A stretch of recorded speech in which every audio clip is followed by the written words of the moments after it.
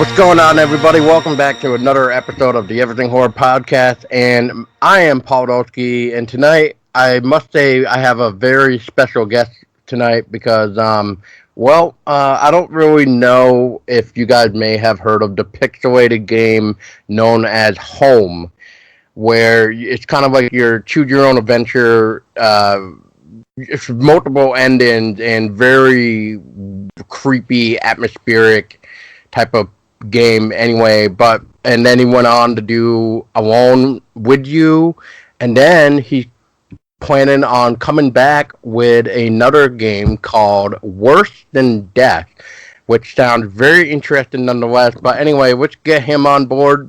Benjamin Rivers. Thank you, Benjamin, for allowing me to talk with you. Hey, thanks for having me. Always happy to talk to horror fans. Well, I definitely appreciate it. And for those that may not know, Benjamin here is Canadian, which is cool. I mean, I don't think really get that many Canadians on here, but nonetheless, it's always nice to see that.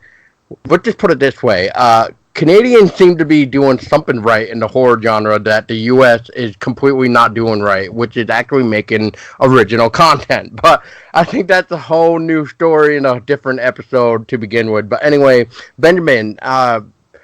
So, if you don't mind, could you tell us a little bit about yourself and how you even got into the horror genre to begin with? Sure. It's funny. I'm sure a lot of people say this, but I don't feel like I got into horror. I feel like horror got into me because I've loved horror stories, movies, comics, books, whatever, from as long as I can remember. But yeah, so I live in Toronto, Ontario, Canada, and grew up in a series of sort of small towns, which are excellent places to sort of get creeped out.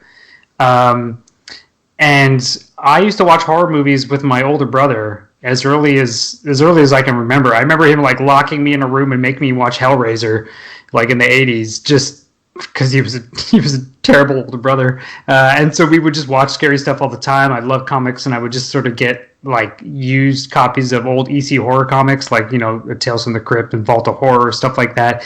And it was just always something I was into. And I've said to my wife recently, like, happiness for me is knowing that I get to come home and play a horror game at some point, like anything that's got like a spooky house in it where you're roaming around in the dark. I don't know what it is, but it's just always been part of who I am. So making horror games is kind of an honor. That's awesome. Yeah, I'm trying to remember, Benjamin, how I even found you. I think it was just Home. I know it was Home, but like I just don't remember if it was just me randomly, just like back to when I was a little bit younger. Because right now, when did what was that? 2008 when Home came out.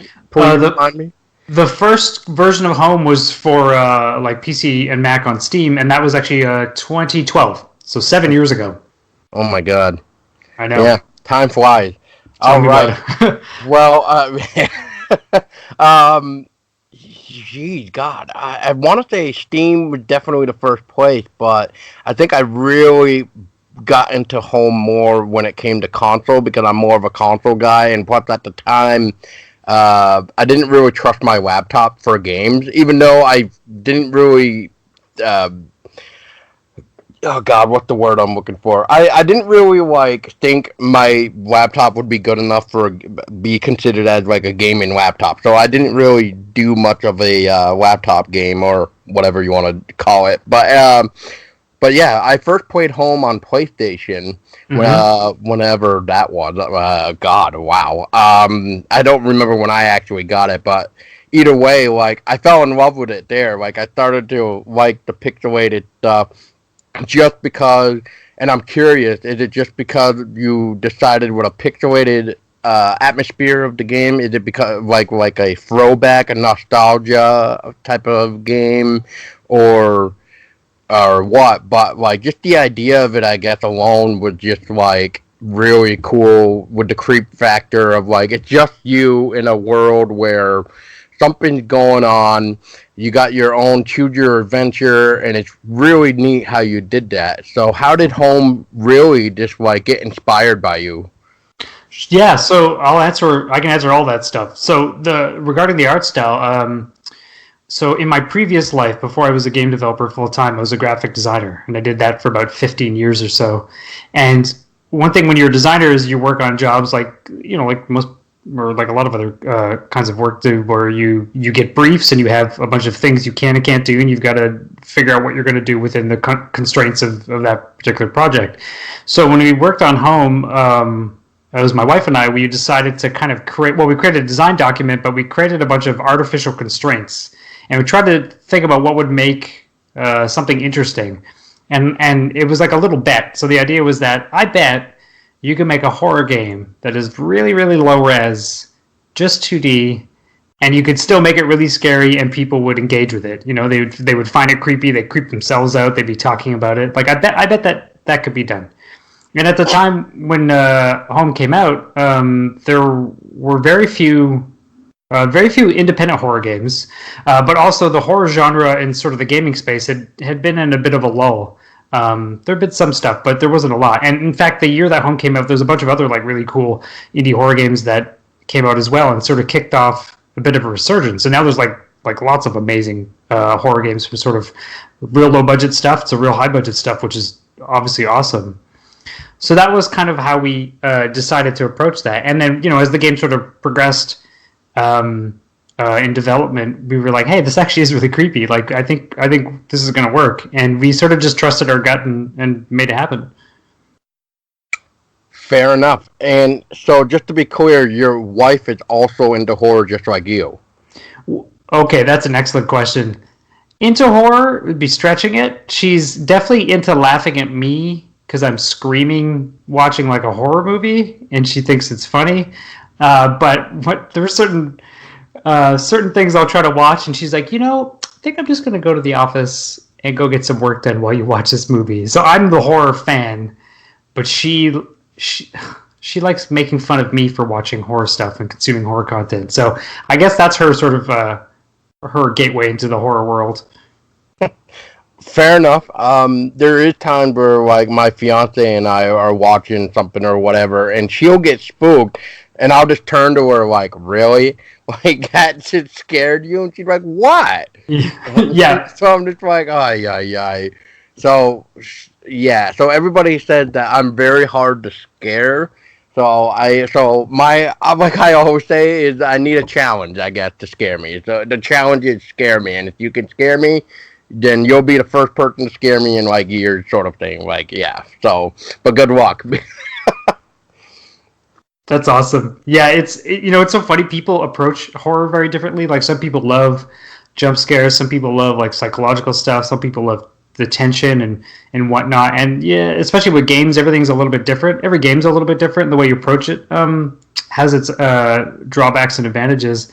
And I'm always nervous when I make horror content because I know, like, if I go to a theater and watch a film and I'm just losing my mind because I'm so scared. It's like eating really spicy chicken wings. Like there's a point where the spice becomes too much, and you're not even enjoying yourself. You're just doing it for the challenge of it. And I think with some horror content, it's kind of like that too. Now there are days when I'm like, all I want to do is eat the world's spiciest chicken wings, or go watch this movie that I'm terrified to see, or play this game that is absolutely freaking me out. But there's definitely other times when I think, like I want like a simmering horror. I want to feel like creeped out, but I don't want to be like losing my mind, not being able to get out of bed because I'm too scared in the middle of the night kind of horror. Oh, jeez. Well, I think Tessa was just about to say something, and then of course she just walked away. So I don't know what was going on. Tessa, Tessa, what were you gonna say? I was going to correct you. Here. Uh-oh. So here we go, folks. Here's the correction from Tessa Baker. Here we go. It doesn't scare me. Sometimes certain parts of movies startle me. Like, I'm so into the movie that when something like pops up in my face, it's like, whoa, okay. But it doesn't. Don't listen to her. Anyway. Listen to him. Yeah. Amazing. Oh man. Well, she played your game too, Benjamin, and she like enjoyed it too, and now she's giving me the slap around the face thing. So if she has anything, she'll drop in when she can too. But unfortunately, like sometimes me and her almost tend to like have the same wavelength or mind wave, whatever you want to call it. Wavelength. Yes, thank Yeah, you. we think on the same wavelength. So 9 times out of 10, something I'm going to ask or talk about, he's already got it covered. So. That's great. That's good. That's where you want to be. Yes, and speaking of the lovely country of Canada. Now, did you and your wife check out that one film that was actually filmed? Or well, there's quite a few, but the one particular I'm thinking of is called The Void. No, not yet. I've heard of this, but I have not yet. There's actually a ton of horror stuff that's filmed here, and like Yes. on all sort of levels of things. Like both It movies were filmed here in Toronto. The second Resident Evil movie was filmed here in Toronto. A bunch of George Romero movies are filmed here. There's tons of stuff that gets filmed around here, and there's lots of like I think more horror television content that gets filmed, maybe more in Vancouver. But there's always we probably have really good recipes for blood and gore hidden in a production studio somewhere. Right, exactly. Yeah, another one that came across. Well, two that I came across too, which I'm curious to see if you heard of them. One is called Darken, and another one is called the UKM, which is the Ultimate Killing Machine. No, I have not. I love that title. Wow. Well, Darken is very cool. That's all practical effects based on like a futuristic world, like in another realm per se, in the modern world. So it's very cool. And then there's this other one, just like a super soldier movie, which is the UKM, the Ultimate Killing Machine. It's very interesting. So, yeah. So that's very interesting. I guess those, if you wanted to check out, is definitely worth a shot. I mean, if you like practical effects, then I think you would love The Void. Oh yeah, totally. That sounds right up my alley. And one cool thing that we found out, I forget the guy's name right now, but he played one of the monsters in The Void. And what you see of him, though, is what he can actually do with his body. He can move his body in the most unhumanly way that it's just like, huh? So it's just like, if you can find his name, or if I find his name, I'll try to contact you, and I'll like send you the proof that this guy can like move his body in ways that a human should not be able to move his damn body. So yeah. Oh, that's cool. When they filmed the first Silent Hill movie, actually that wasn't filmed in Toronto. Some of it was filmed in Toronto. A bunch of it was filmed in a town about an hour and a half from here. They had, what was it? They had dancers and a bunch of stage performers do a lot of the monsters, because they could do that. They could do sort of like double jointed movements and whatnot, just to make things look very unsettling. Oh wow, I don't even think I even knew that. So that's interesting. Yeah, all of the town segments in Silent Hill were filmed at a place called Brantford, Ontario. And you actually know that's actually. Yeah, well, and like, you know, sorry, I keep interrupting you. No, it's fine. I'm trying not to interrupt you, but you know that Silent Hill was actually also based on the real place in Pennsylvania, right? Where they say like the underground is like still burning with fire or something after all those years. Yeah, that's right. Centralia is the name of the place, I believe. Yeah, that sounds correct. But yes, anyway, go on.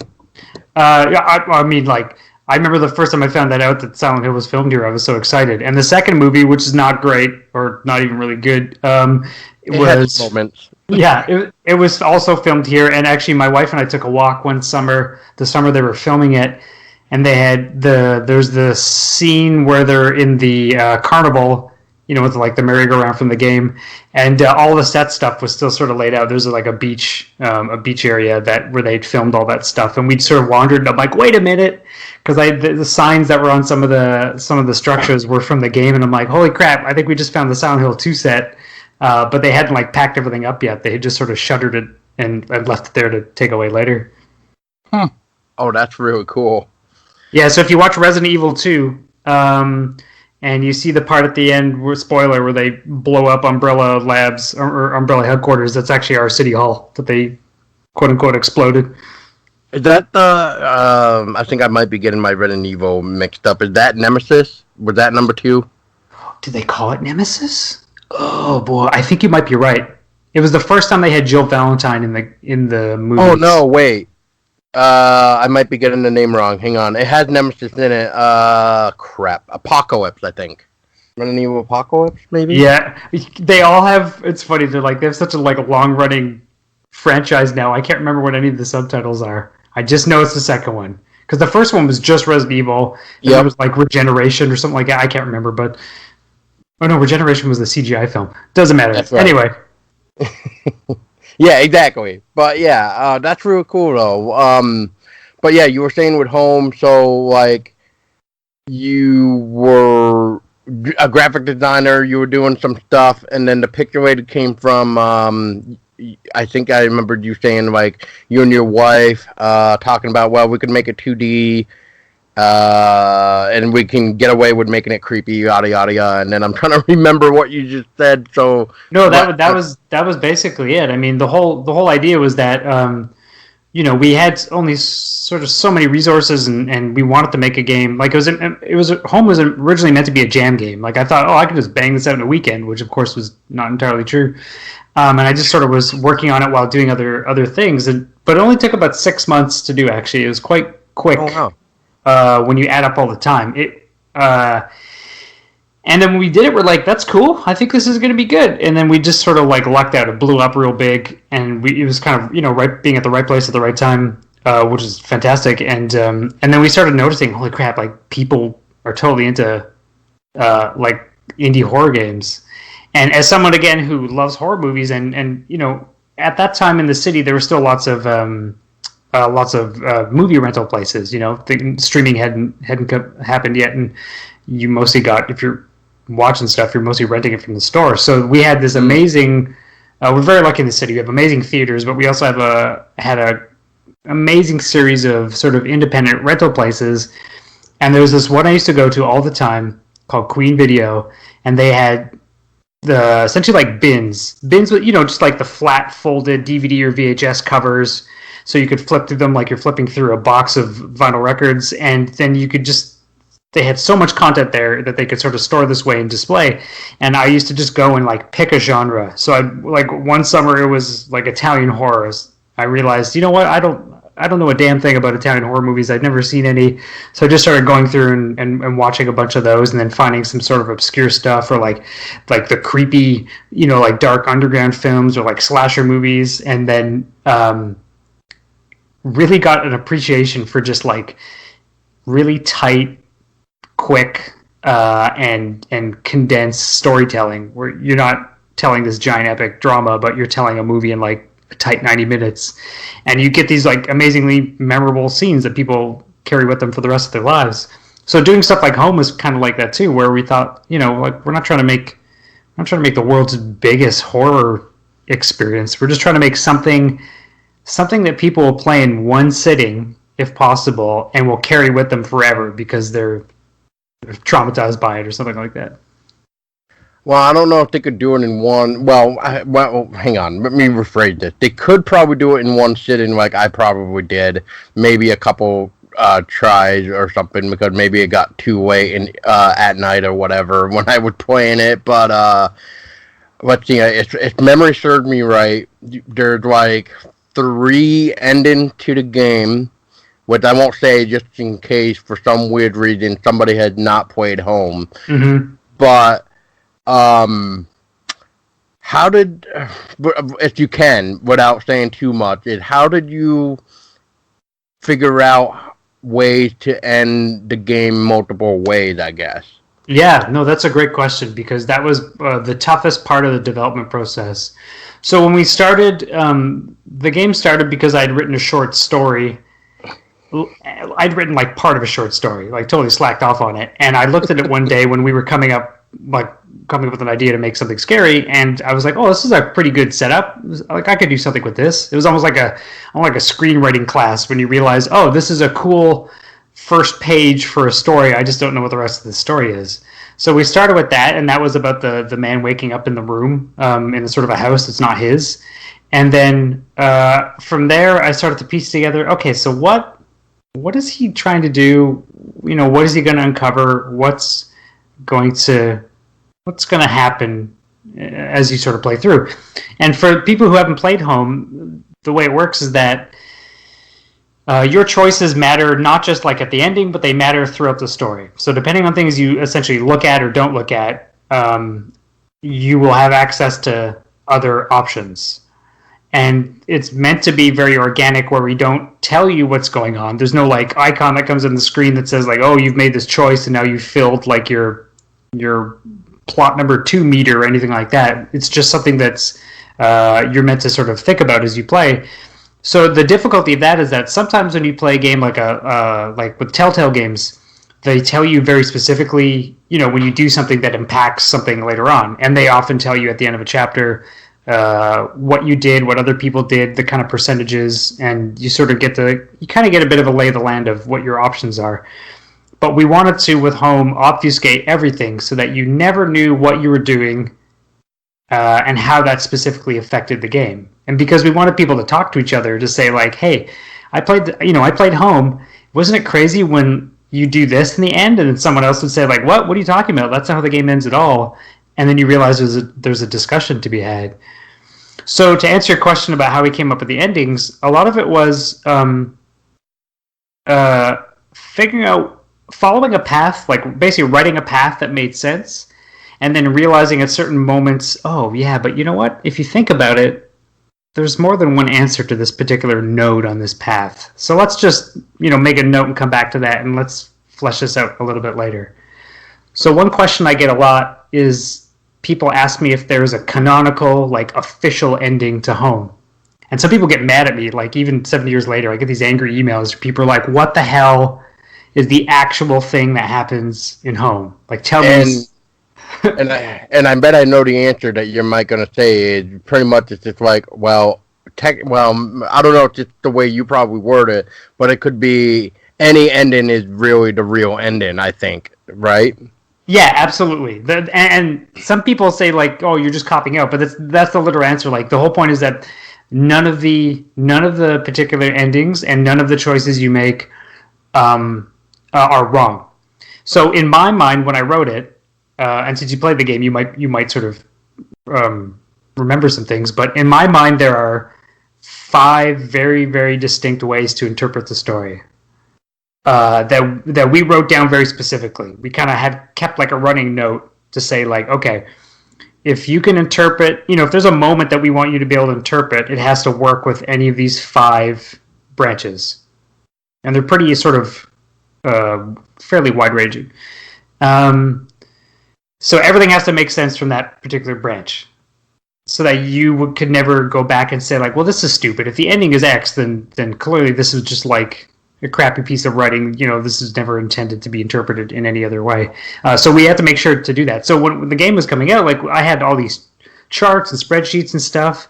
Like the office totally looked like it was a serial killer. Like just all the stuff on the walls to be like, okay, so if you choose this, what does this mean for this choice and this choice and all that kind of stuff. And I tried to make it very organized, like a lot of games do, where there's like path A, B, C, D, and whatnot. And then I quickly realized, like, that's not how this game works. It's not a linear. It's not like you're filling out one of 5 columns. It is meant to be a bit more chaotic, and you're never supposed to be able to quite pin down exactly where you are in sort of the web of what's going on. So I have these notebooks, and I still have them, like with the notes of the different interpretations, and they're all written out on these like double spread pages, and they just look like murder notebooks. Like they look crazy, just sketches and scratches and all these notes about who's doing what and who's dead because of who and all that kind of stuff, and like all these arrows pointing at each other. And the whole point is like I had to be able to look at that like non-linear cloud of noise and say, yeah, okay, well, you can interpret this the right way, you can interpret this the right way, and if you think about it, it still makes sense. Fair enough. Yeah, yeah. I mean, let's see here. I think I played home, if not 3 times. I know at least twice, if but more, of course, on like console. But I remember playing it on PS4. I remember playing it on let's see, Vita, Mm-hmm. and let's see. I'm trying to remember. Did Home come out on? No, I don't think it did. I don't think Home came out on PS3. I think it was only No. PS. Okay, Yeah, yeah, we were on PS4 in 2014. So we wait, is that right? Yeah, 2014. So we had just sort of PS4 and Xbox One had come out in 2013. So we were sort of there, like in the year after launch. right. Oh, you know what's probably confusing me is when PS3 did the whole cross-buy thing. Yeah, that's right. Because we had done cross buy with PS4 and Vita, yeah, Vita, yeah, but previous to that it was mostly PS Vita and PS3. right, yep. Yeah, that's probably why I'm thinking PS3. So yeah, yeah, very very interesting. I'm trying to remember like I remember going back because without giving too much away, but I think it would be maybe fair to at least mention one interesting thing that you were talking about too about your choices as you were saying like with Telltale and with this case. For those that may not know, this isn't really going to give too much away, but it's going to help elaborate more of what Benjamin has already said, which is this. There's one part in the game where your main protagonist finds a hole in the floor. Now, you can either do two things here. You can jump down the hole and hurt yourself, where you're going to have a limp. Um, Otherwise, you can find some rope and climb down, where you do not injure your leg. And from doing either of those, there's a potential spot, I'll say, where there's and I'm gonna say is campsite. I believe, if memory serves me right now, because I am kind of going off memory, but it's a campsite, I believe, or at least something important to a, I'll say, side story. But if your leg is hurt, you cannot. And Benjamin can probably clarify this better than maybe I can, but you cannot cross the water with a hurt leg. However, if your leg is not hurt, you can actually walk across just fine. But yeah, so Benjamin, can you explain about if you recall what I'm trying to say without saying too much is that water part where if you have a hurt leg, you cannot cross that over. Is that supposed to be like a lake, a stream, like so what about this water thing is making it so that your character could not go across with a hurt leg? Yeah, you nailed it exactly. That's exactly what happens. We and there's like the game actually tracks your steps when you're injured, so that you always limp for a certain amount of time, just so that you're always aware. And if you hurt your leg twice, it lasts longer, and you walk like a little bit slower. Hopefully, not enough to make the game aggravating, but just enough so that you realize that it's a little bit different. So the way I usually write, like when I do comics and stuff and write stories, I don't start with like a beginning, middle, and end and like plot out a master plan. Usually, what happens is there's a scene, like in the case of Home, the beginning, a scene that comes to me or a scene that I've found interesting, and then I go, okay, so how do we get to this moment? Where do we go from this moment? What are the reasons? The characters? Why would they do what they do? And it starts as like a bit of a web from a center, and then we kind of move outward, and then we start filling in the blanks and trying to make good choices about why a character would have certain motivations, and so that makes sense, so that the viewer, reader, or whatnot, or the player is kind of putting these pieces together. And with things like the water, the stream in the forest, like by the campsite, exactly as you said, I think I had just designed the area and said, it feels like, or I just said, well, this is dumb because you shouldn't be able to cross this like slippery, dangerous stream on a broken leg. And I think a lot of that was thinking about older adventure games where like in like an old Sierra game, if you hadn't done something or you did do something, trying to enter a certain area would result in some kind of instant death. And we weren't trying to do anything like that, but it just made sense. So I said, okay, well, there you go. We're just going to put that in. That makes sense in terms of like a narrative callback. So if you don't injure your leg, you can cross and find what's on the other side without having to sort of take a side route. If you have injured your leg, then you definitely have to go find an item to use in order to cross the river. And you can find that item anyway, but you don't have to. And a lot of that was to create that sense of people playing it. Maybe they didn't injure their leg, and then getting to that point because it always hints that something could happen if the situation was a little bit different, so that people would play and say, I wonder what would happen if I jumped down. Because in the early, like, there's streaming didn't exist when the game came out, but we would see some people post on YouTube, and we actually watched some videos like around the launch of people just pausing a lot and kind of seeming frustrated because they weren't sure what to do, and like they were mad at themselves because they were like, oh crap. And they were very hesitant to do certain things because they thought, like, if I jump down this hole, without finding a rope, am I basically just dead? And that was a lot of fun because what we realized was that we had achieved our goal. People were scaring themselves. Like, all we said was, hey, something might happen if you do this. But then people would make themselves nervous and terrified without us having to do anything more. And that was kind of awesome to see. Well, in that case, I think the first time I played, I did hurt my leg because I was stupid and didn't look everywhere. Or if I did, I completely missed the rope the first time. But I definitely looked at that hole and it was just like, oh, what could be down below or whatever. And I'm like, whatever. Jump down, not thinking of anything. And then, you get that message that's like, oh, you hurt your leg, now you got a limp and stuff like that. And I'm like, oh, okay, well, at least you can get down here. And then I was like beating it the first time. So then when I went back to play again, I was like, okay, how do we not hurt the leg? And then that's when I found the rope. And I'm like, oh, well, I kind of feel like stupid for either missing it or whatever happened the first time around anyway. So I do like that. And what was my favorite part? It was probably... I'm trying to remember the area now. It's the guy job, I believe, is what it was, where he was kind of talking about a coworker. If I'm right. Mm-hmm. That's right. And I don't remember why I liked that, but I think it was just because of the atmosphere, the way the sound was. It definitely did bring up the creep factor, and it's just like Like, I'm waiting for, like, I don't know if anybody maybe had it on YouTube, but I was definitely waiting for something to, like, at least pop out and be like, and stuff, and it's just like nothing came, so it's just like, okay. So they're using the atmosphere to definitely creep you out, thinking that something could pop out any minute. Oh, yeah, and you know what, as a game designer, that is, quite honestly, the most fun, is it's like you're designing a little theme park where you...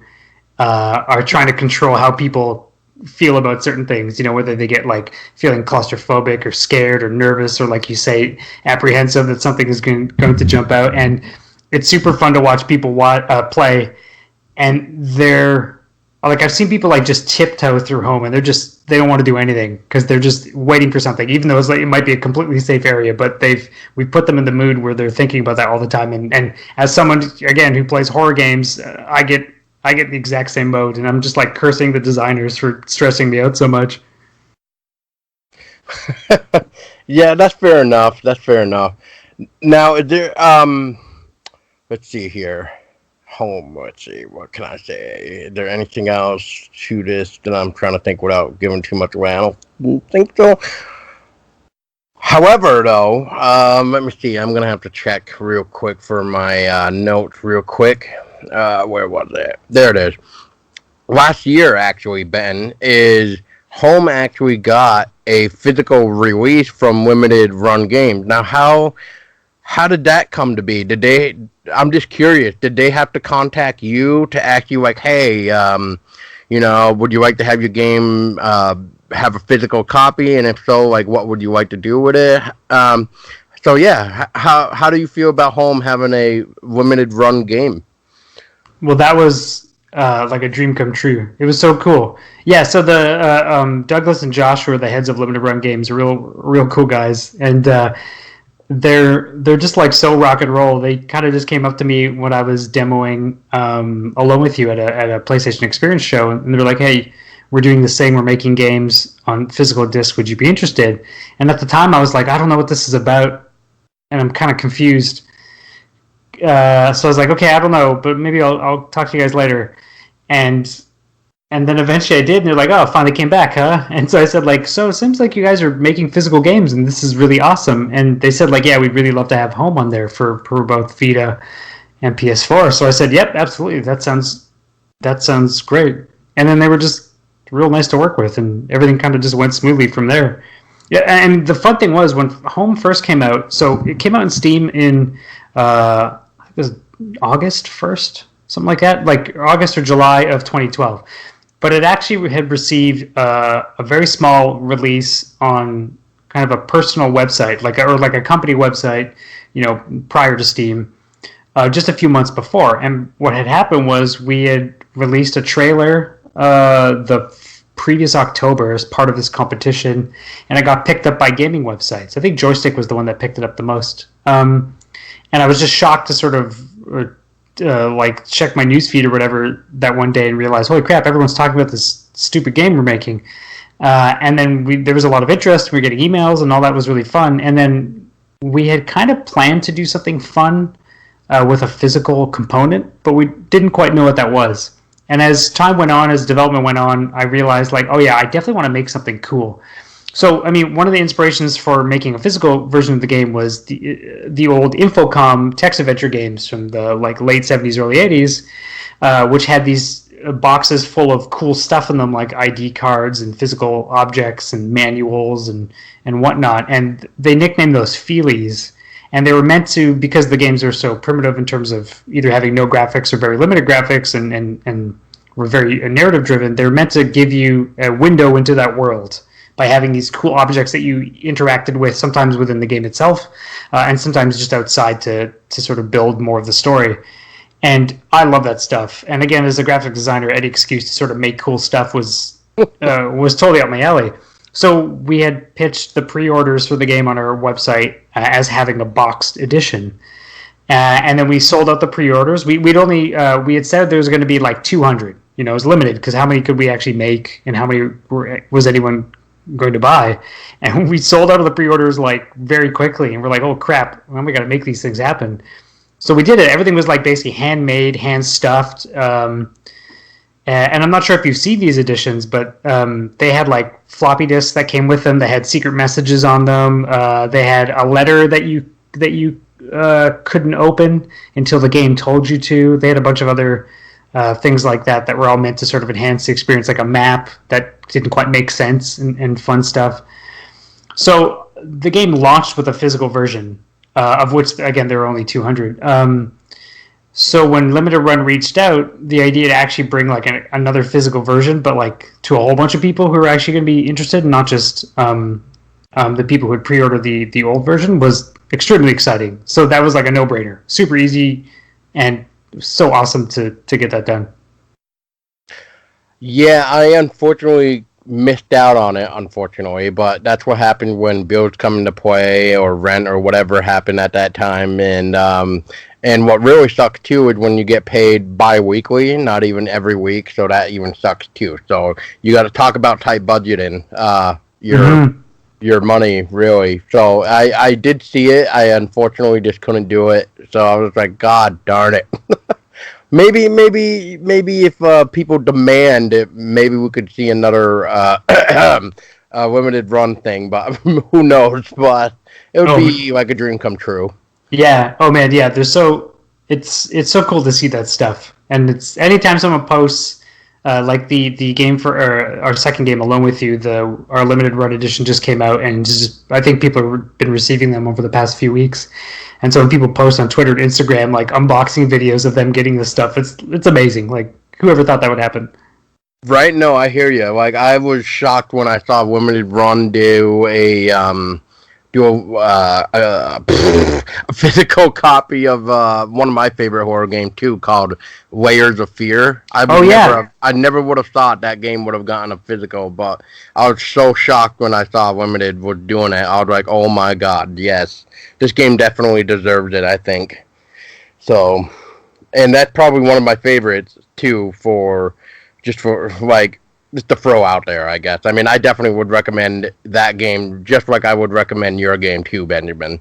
So, I unfortunately though have not had the chance to check out Alone with You. So, if you could tell us about it for people like me and my fiance who have not played that one yet, of what that is all about. I know it's like a sci-fi romance story. Yeah, I know, right? It's like a genre of one. I used to joke. It's a very weird game. The way I described it was like it is like an episode of Star Trek meets really awkward online dating.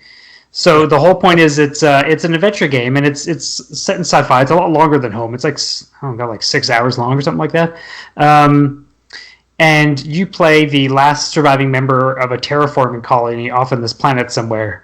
And it's you and this AI. You're the only ones that left. There's this like terrible tragedies that have happened. People have died, and you and the AI are basically trying to get all these parts and materials you need to repair your escape ship, so you can get off the planet and get back home to Earth. So in order to do that, the AI is like, okay, well, I can help you do some stuff, but like I don't know how to build this ship. However, we have these holograms that are essentially like captured versions of for the people who used to live here. Again, just like characters in a holodeck, and you can talk to them, and they all have different expertises. They'll tell you how to fix the ship. So you go to these different areas, and it's kind of like it uses like a Persona style cycle, where in the morning you get a mission from the AI, and then you get to choose which of the areas you get to go to. You go do a mission where you're trying to find items, you're uncovering clues, you're solving little puzzles, things like that. You sort of come back to the colony at the end of the day, and then that night you get to go hang out with one of these 4 holograms, and like spend time with them. So then you end up developing relationships with them, and the trophies and achievements and whatnot are sort of based on all the different choices you make. And it's like just this really, really weird homage to like old Sega CD adventure games, where it has this like crazy color palette, and it's very esoteric, and has like lots of high, like, full screen pixel art animations and things like that. And it was, I think after Home, I was like, I don't know if I really want to make this like dark, depressing horror game just yet. So let's make like a bright but equally depressing science fiction game. And then after that, let's go back and make like another really dark horror game. Fair enough. Yeah, no, that makes complete sense. I mean, Home definitely depended on the ending or end-ins, like if you got all of them. So then pretty much the quote full story unquote of what could have happened or whatever. But I know with some people, sometimes they have that mindset where they'll beat the game once and that's the ending. And so that might be why, like, as we were talking before, or as you were talking, I believe, where you were bringing up, like, one person would say, like, oh, well, this is the ending I got. And it's like, no, this is the ending. And it's just like, once you know that it's multiple endings, and there's so much more possibilities to a story anyway, where, it's one of those things where it's like, okay, this is pretty dark, depending on the ending that you get and what you do for choices. And as with Along With You, it already sounds interesting. I've seen the trailer. It looks bright, pretty, not as dark as Home, so it feels like you're more, what's the word I'm looking for? Comfortable. Like, you don't have to worry about turning off the lights and thinking like the boogeyman is outside staring in the window. In this case, you got a nice little story to help, like, just be like, okay, yeah, Home was nice, but this is better because now my nerves can settle down and stuff like that. So, and to answer your question too, Benjamin, is I see on the release date for Home was June 1st of 2012 for Steam. Oh yeah, okay. Man, it's nuts. Yeah, I bet. I mean, I can only imagine like some of the stuff that like. So, speaking of which, of what I would almost just about to say is, so how long did? So you said Home took 6 months to make. Now is that with writing everything with all the notes, and then and it looks like you actually create the games yourself. So like. I'm curious, like when making the game, did you have to either take away anything? Did you have to add anything? Um, walk it through the process. Like, was there any type of way where if you had to talk to your wife, even where you guys were like, well, would this be able to work? And if not, how could we make it work? Yeah, I mean, all of those things happened for sure. So the 6 months it took to make Home were spread out over a slightly longer time because I was sort of working on client work at the time. So I was sort of fitting in Home between other projects.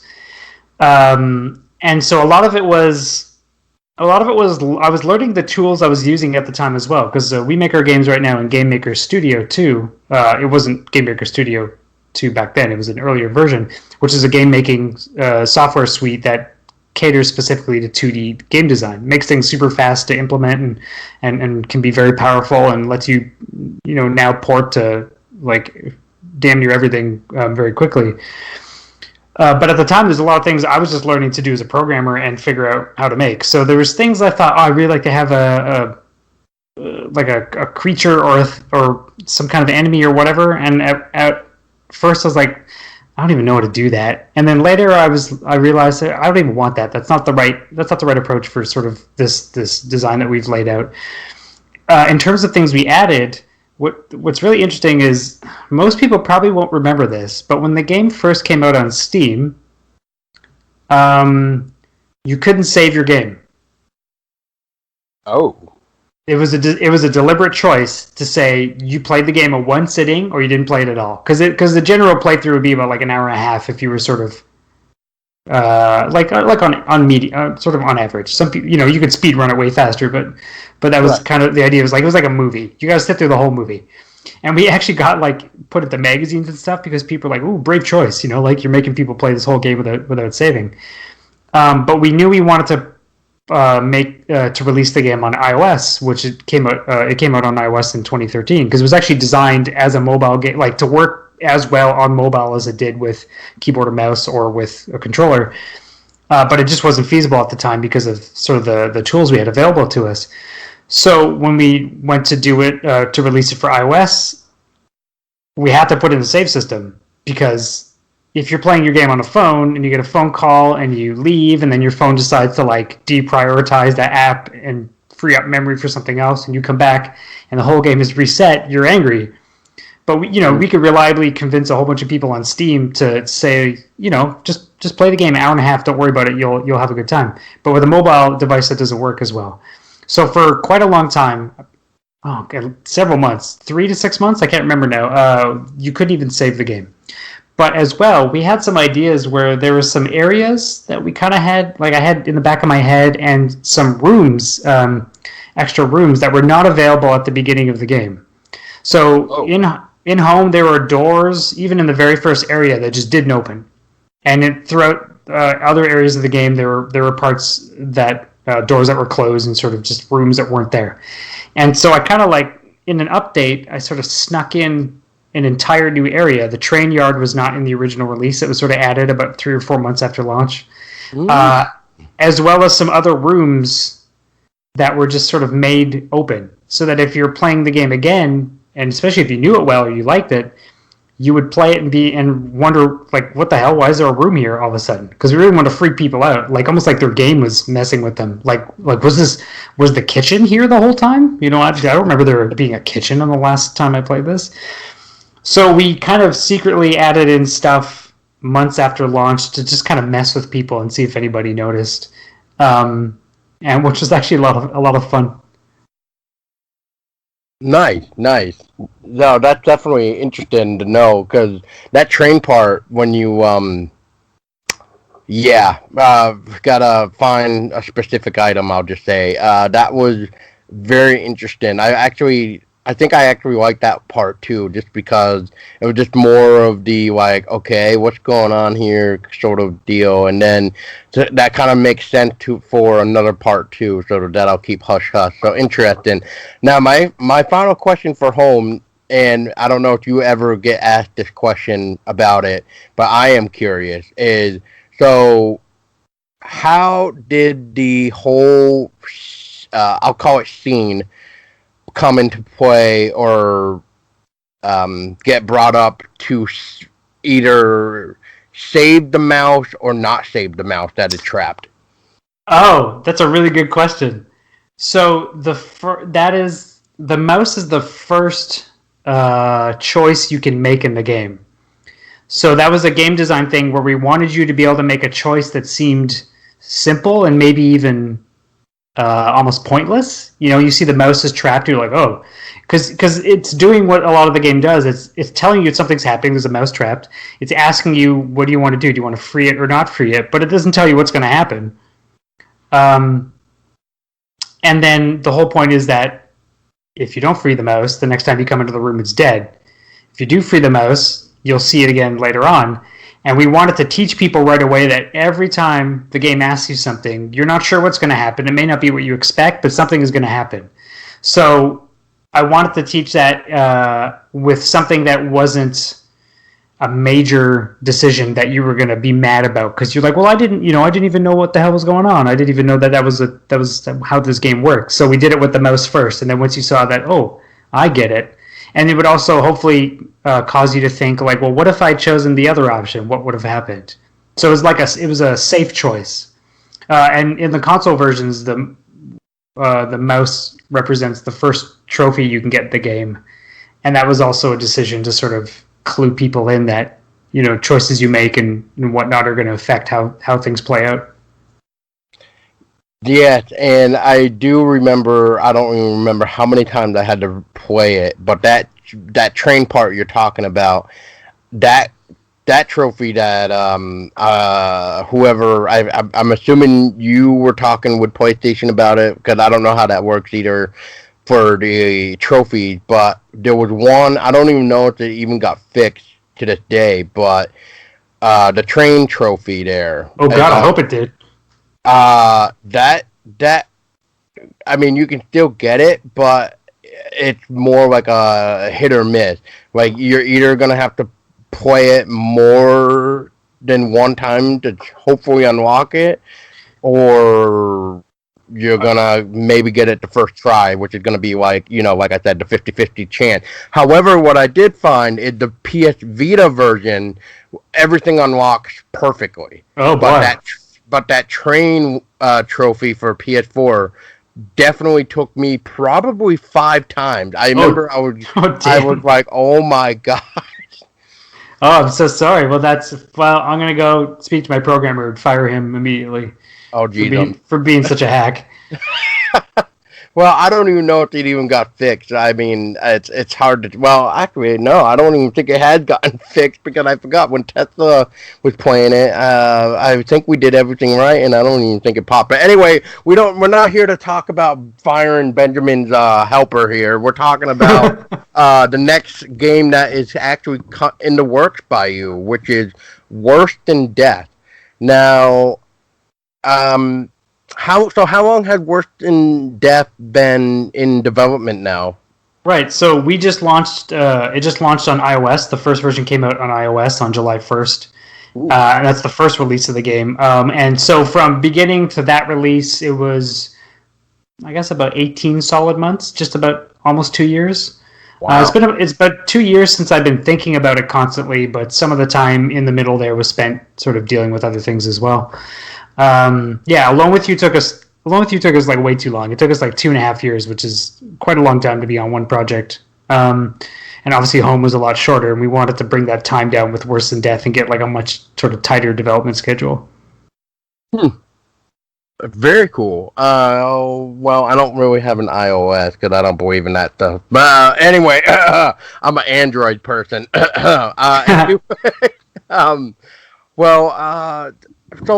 So what is Worse Than Death about, and how were you really inspired to make this once again dark game as we're calling it. Right. So Worse Than Death is an action adventure horror game about a high school reunion that goes horribly wrong. And a lot of it was, like I mentioned before, just a desire to return to horror and make something scary again. Just really wanted to make. I just like, oh, I had another horror story in me, and I thought, yeah, I kind of want to jump in and make something creepy again. And so we went through a lot of design iteration to figure out what kind of game we wanted to make. Like, I liked Home, but I didn't want to make Home 2, like, specifically. I didn't want to make a game that was using the exact same gameplay mechanics of sort of uncovering the story, because I felt like once you know how Home works, or once you've played it, like as many times as you have, to play Home 2, like a direct Home 2, you would kind of know how it all works. It wouldn't have that same surprise. But again, as someone who loves horror and is, was playing like a dozen horror games sort of between one game and the next, I kept thinking like, there's got to be something else I can do. And I do love 2D horror. So one thing I noticed about a lot of other horror games is that they're often very, very slow, especially indie ones. Like they're about moving, navigating, maybe hiding, but they're usually about waiting a lot. And I really like the idea of doing a game that did have monsters, that did have an enemy that you were avoiding or dealing with. But I didn't just want to copy like a bunch of other indie horror games that have come out where you're just sort of doing a lot of waiting, doing a lot of slow walking, and progressing with like a very, very deliberate pace. I want to make a game that was like just totally rock and roll, where you were always panicking. You were just like freaking yourself out, but not because of like the slow dread necessarily, but because you would know that there's something in the room and you screw up and you go, oh God, and you're running and you're kind of making a mess of it, and you're probably doing way worse because you're panicking instead of just like playing it cool. So we prototyped the game very quickly. It only took about 2 months, I guess, to sort of do a bit of a game jam and figure out what we wanted to do. And the prototype was the main character, Holly, which I think was basically just the character from Home at that point, just because I had the sprites, and making a kind of Metal Gear style stealth system where you are hiding, you can sneak, the enemy can hear you, it can track you, it can go on patrol, it can sort of, return from patrol and do a bunch of those sort of stealth mechanic things. And I prototyped a basic version of that and said, like, this is actually really fun. And then we started digging into like the pile of stories that we had that we wanted to talk about. And my wife Nancy really took the lead on this, where she's like, okay, here's what we're going to do. Every time you talk about Home, people ask you, so what really happened?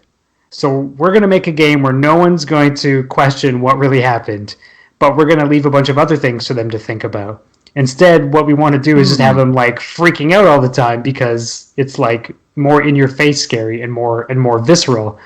So Nancy I would always say like, okay, well, like maybe I'm going to have this scene with like a lot of like subtle, slow pans and this and that. And she's like, no, like just buckets of blood. Just make it way more simple and visceral and exciting. So we used the joke that we used was like we looked at TV shows like X-Files, and we looked at more modern shows like Riverdale, because Riverdale is like all high melodrama. Like it's very silly, because like no one's ever like a little bit upset. Someone's always like really upset, or there's always like some major drama between characters. It's very goofy. But with X-Files, like, like Mulder and Scully are always running from one scene to the next. Nothing ever happens without them running between scenes, or without a giant like dun dun dun moment, and then they're like, oh my God, the person who's been in the factory this whole time was so and so, and then they got to run to go catch him. And so we kind of took those two elements, and those are like the bullet points that we said everything in this game is that you're running. There's a desperate revelation. There's some shocking thing that you uncover. There's lots of blood, and it should just be a constant fright fest from beginning to end. Well, I'm definitely looking forward to this, because I remember when I believe it was when you were first maybe announcing it, or maybe it was like a little bit on. I don't remember when I first actually heard about Worse Than Death, but it was cool that I was like, oh, Benjamin is back making another game. I was wondering what was going on, and like, I know you were indie, but I was just like, well, I think it's been a while anyway, and I was just like, I wonder how long. I think I was more like, I wonder how long this has been talked about now or something. So I honestly don't remember how I found out that you were working on a new game or something. So, um, but kudos to you for that, for coming back, because we definitely need more originality when it comes to really anything horror nowadays. I will say. And I think what you were trying to say earlier is, are you not really much of a fan of the slow burn build up for the most intense action? I guess is what I was trying to figure out, is what you were saying. That's why you were kind of like saying, this is more like in your face panic, not really, well, not really in your face panicking, but it's more like, up front for the action, rather than, okay, well, this is the slow burn, and you got to build it up before it actually happened. So would that sort of the idea that I'm getting? Well, I mean, that's what we were going for the game for sure. I definitely still love my slow burn horror games, but it was kind of like there were some games that I played over the past few years that I thought did them so well that I realized, oh, I don't want to compete with that. Like Oh, gotcha. this game is so good, and I was looked like one of my favorite horror games is Detention, and I was looking at it going like, oh my god, they really nailed this. Like they really got what so many other indie horror games try to do, but they did an excellent job, and they sort of took it another step further and really understood, and it's excellent. And I thought, like if I just tried to make a game that felt like this, I know I couldn't do it justice the way they did, because they had like a cool hook and a bunch of other really nice features. But then I was looking at a bunch of other games as kind of both as research, but just because I was just jumping back into play a bunch of stuff that I'd missed over the years. And that's when I realized, like, oh man, a lot of this stuff is like very slow and very deliberate. And when I would play, sometimes I would get frustrated because I would say like, oh, like this is fun in a way, but it feels like a lot of work to get through for again these certain games that I was playing. And I was like, I really love games like Resident Evil that are like extremely balanced, where you're both equally scared and tense and somehow on a bit of a roller coaster and whatnot. And depending on the scene, you might be one of those things or all of them combined, but there's a real amazing balance to that. And I thought that's something I just want to try, because there's a bit of a design challenge to say, like, can we do that? Can I make a game that that sort of like has all these flavors and still tastes great? No, I understand what you're trying to say. Yeah, when you meet, it's like film. Once you see that one particular film, it's just like, oh, well, if I make a film in that same exact universe, then I need to be careful, because I definitely know my film is going to be compared to this film. And in this case, it's like vice versa with this, where you're like, oh, well, and if I make something like this, it's definitely going to be compared to this if I do justice or not. So, yeah, it's always hard. And it's always cool, though, to get inspired by different techniques in a game, too. Like, we see a lot of games now using the, craft your own stuff, Right. getting the material, whereas before you just got the whole item, and that's it. You didn't have to worry about crafting. So the gaming industry had changed so much, just like with filming. And you know you also got to look at what really can we really do that nobody has done before anyway, which is probably the hardest thing anyway, because I think almost anything, really, everything has almost been done. And if not, what hasn't been done that people need to um, do more to help shine more light of a different technique, I guess I want to say, if that makes any sense. Yeah, absolutely. I mean, a lot of it is you find gaps in something, and like as a designer, that's usually just me playing things and saying like, "Oh, I like this," but man, I wish this had X, or I wish this didn't have X, and I wish there was more of this. And then sometimes you look around, and it's like, well, maybe there's an opportunity to make something that has the things that I like and doesn't have the things I don't like, and attract the same people who also sort of want that. And that was one of the reasons too why we didn't want to just make like a literal home too, because part of it was like, can I make a better version of home? I mean, I could definitely make a prettier version, one that's higher res, one that uses a bunch of cool animation techniques, things like that. But at the time, the idea was, no, like home exists for a reason. It does exactly what it's supposed to do, and unless I really shake that up in a meaningful way, it would just kind of feel like I'm just doing, making like a half-ass sequel. But what's worse than death, it was like, you've got this, for me, it was super exciting because I'm like, now there's enemies. Now there's an entire stealth system. Now there's like a stamina bar and the panic thing and like a heartbeat you have to worry about. And there's like 3D positional audio, and there's like this high-res art that we throw in the mix, and there's like full-screen puzzles and all this kind of stuff that I just love doing and like love seeing in other games. And that was super exciting. And sometimes when you make games, you can get carried away just making stuff that you want to play. But then again, when you play games that are made like that, you can kind of feel the heart behind them. And as a small studio, it's kind of what we do. Well, I don't want to keep you too much, Ben, but I am curious now that since you just mentioned it. So you mentioned the heartbeat thing, stamina, of course, we had, and then you mentioned, I believe, one more thing, right? The panic. Is there a way that you can tell us more about that, or is that like like material where it's just like, well, maybe you should wait and see? Well, I mean, again, if you're playing it on iOS, you'll get to see all that stuff. If you we have trailers on the website that show off a bunch of that stuff too. Oh, but okay. the main hook is that we want just like with home, we really want to use sound in a cool way, like really freak you out with awesome sound.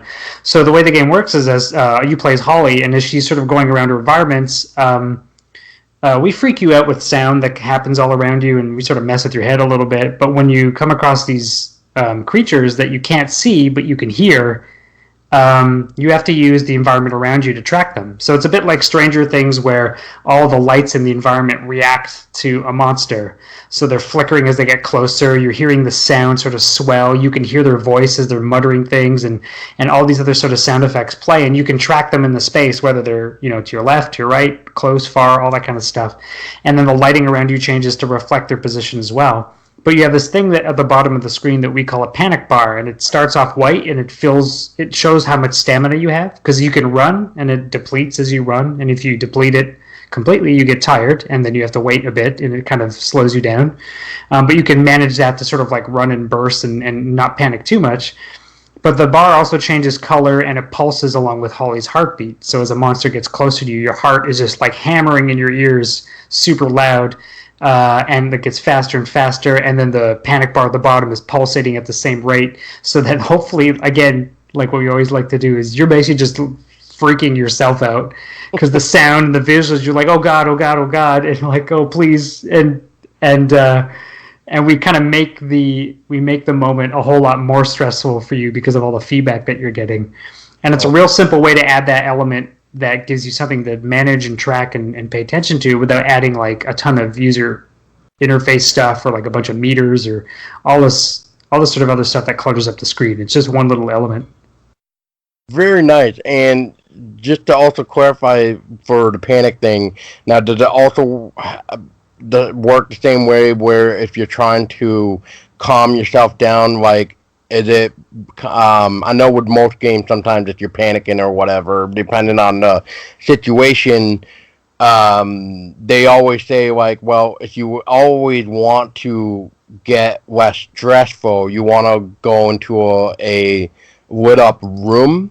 Now is that how you what's that word I'm looking for? Kind of like calm yourself down? Yeah. That's a really good question. We don't actually have that feature, but now that you mention it, now I want to add it in. Maybe that's because like most of the rooms of the game are like super dark. We focused on the running aspect that the game, because I wanted to make a game that played quickly. So you obviously walk, and when you see a monster, or when you encounter like an enemy, Holly automatically starts sneaking. Like she walks kind of tiptoes, and she has this cool little animation. But you can also run. But if you run within earshot, they'll hear you, which kind of just screws you over, and you got to try to get away. So a lot of the panic is that if you keep moving, your stamina, your panic bar always fills up more slowly. So if you stand still, it'll always fill up faster. So if you're trying to get away from an enemy, like the more you push yourself, the harder it's going to be for you to sort of like regain that meter back and be able to do what you need to do in terms of like jumping over things and running it and whatnot. So we don't use the calm aspect that you mentioned, although that sounds absolutely awesome. But we do sort of subliminally teach people to chill out if they want to survive, because if they just start panic all the time, that meter isn't going to last, and they're going to just get caught and die. Good question. That was a tough one. Yeah, I was just thinking of it because, I know a lot of, well, I don't know if a lot, but I have seen some where, like, light seemed to be, like, Friday the 13th game used it. Right. There's another horror game that is in early access right now that uses it called Visage. And then I think there might be one more. I don't know, but those are the two off the top of my head. But I kind of like that idea because, well, I haven't really seen it. Well, Visage works in a way where if you are in the dark for too long, your mind starts playing tricks on you and stuff like that, which I would definitely recommend checking it out, Benjamin, by the way. Yeah, this sounds great. And Friday the 13th, I like that, how they worked that in, where if you were scared from running into Jason, same thing, if you didn't have your flashlight on and you were in like a dark area for too long, your screen would actually become darker and like... You'd lose your map. You would lose your map over time. And then the only way to get yourself to come back into the quote light unquote is by you would have to be around other survivors. You would actually have to go inside of a cabin or wherever, like a building with lights on, just to have your stress level or your panic level to demolish, or not demolish, geez, I'm crying, why am I having a brain fart on that word? Like diminish. Yes, thank you. Yeah. So, and then after a little bit of time, your screen would come back to normal, your map would actually start showing up again. I love that stuff. I love when especially for horror games, when you get to use systems like that to essentially further the story and get people like way more involved. Yeah, I always liked that idea. And then, like, just because, it's just like, okay, well, I get it, character, you're scared, come on, let's go. We're trying to save you here, come on. So just like when you're watching a horror film and you're like, what are you doing? Don't go into that, like, don't open that door, you idiots. Oh, God. Well, I guess you want to die, so go ahead. Yeah. But anyway, Benjamin, is there anything that I did not touch? All right, take two. All right, Benjamin, is there anything that I have not touched on for anything that we have talked about that you would like to mention, or did we kind of cover everything okay? The only thing I'm just wondering now is, since Worse Than Deaf is on iOS, you said, when can we expect it for Steam and consoles? So we are going to be talking about specific dates a little bit later. I have to take a bit of a rest because of a hand injury. No fun.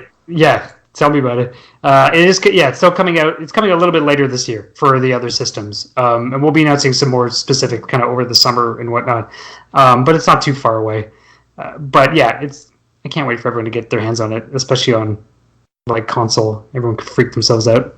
So yeah, it'll be coming out to Nintendo Switch, PS4, Steam, the Humble Store, and maybe a few surprises. After that.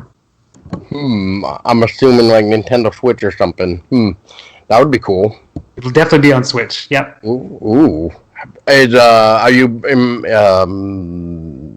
yeah, that's the word I'm looking for. Importing. Are you importing home or alone with you to like Switch at as well? Oh, that is a good question. So we actually mentioned this on Twitter a little while ago. We very much want to put those games out on Switch. It's just right now an issue of time because we're so small. We can only do so much at once. So I definitely want to do it. We just got to make it happen when it's feasible to do so. Well, fair enough. Fair enough. But yes, Benjamin, thank you so much for your time. It's been a pleasure to talk with you. And we'll definitely have to have you on again when Worse Than Death comes out, because that way we can talk more about another scary horror game. Awesome. Well, thank you both so much for having me on the show. Well, you're very welcome. And for those listening to Benjamin, where can people keep up to date with everything? Yeah, so you can find me on Twitter at Benjamin Rivers. I'm on Instagram at Benjamin Rivers Inc., because we're a company, I guess. And you can check out Worse Than Death at worsethandeathgame.com. All right. Well, there you go, people. Check it out. If you're not familiar with Benjamin Rivers, what is wrong with you? Just go check it out, because right now, at the time of this recording, I don't even know how much longer this sale even goes on for, but let's see. Hopefully, it'll be up in time. If not, well then, I guess you would miss out on getting home for I think I saw it as 67 cents or something on Steam. Oh, probably. It's probably some crazy So price. yeah, it's cheap no matter what. Yeah. Yeah. Well, yeah, it is cheap, but it is on sale for the Steam summer sale or whatever they call it. So that's right. So hopefully it's still on sale. If not, you just still get it anyway. I think it's $3 for the original price anyway, but it's well worth it. It's got replayability just because of the multiple ending on top of the, I guess I would just say side stories, Ben, right? Mm-hmm. What to say side stories. So yeah, there's a lot of stuff going on. And then once you're done with home, check out Alone With You, which I still need to do, which eventually I will get it on PS4. And then I'll be looking forward to Worse Than Death, and then we'll definitely have to have you back on, Ben. So thank you again. Sounds great. Thanks so much. You're welcome. And for those listening, thank you so much for listening. And don't forget to lock your doors, lock your windows, cover up in a blanket with a flashlight, and make sure you have some type of weapon, because if not, you just never know what is working outside. And until next time, stay scary, everyone.